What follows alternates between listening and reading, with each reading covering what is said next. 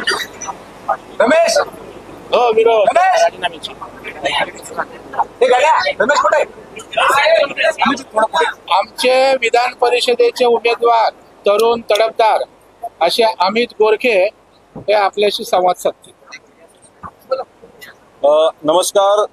सर्वप्रथम मी भारतीय जनता पार्टीचा आभारी आहे, कारण आपल्या माहितीसाठी महाराष्ट्राच्या इतिहासात महाराष्ट्राच्या स्थापनेपासून आज तागायात कुठल्याही पक्षाने आमच्या समाजाचा म्हणजे मातंग समाजाचा ना विधान परिषदेसाठी ना राज्यसभेसाठी विचार केला नव्हता. तो विचार खऱ्या अर्थानं वंचितांसाठी हा भारतीय जनता पार्टीने केला.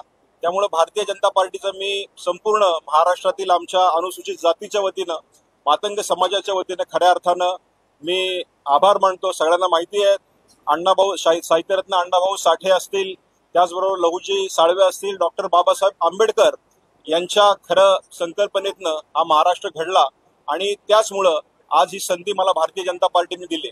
याबद्दल मी आमचे दिल्लीतले सर्व नेते, त्याचबरोबर आमचे महाराष्ट्रातील आमचे श्रेष्ठ नेते माननीय देवेंद्रजी फडणवीस, आमच्या पक्षाचे अध्यक्ष चंद्रशेखर बावनकुळेजी यांचं मी आभार मानतो.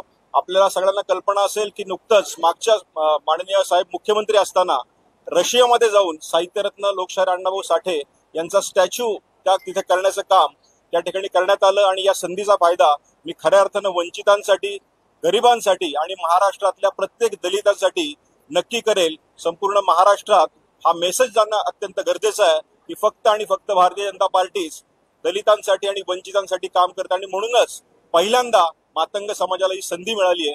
मी सगळ्या आमच्या पक्षातील नेत्यांचे जाहीर आभार मानतो. धन्यवाद. पिंपरीमधनं देखील तुम्ही तयारी करत होता, एकूणच बऱ्याच प्रमाणात निवडणूक प्रमुख तुम्ही होता, तयारी असणार आहे विधानसभेसाठी.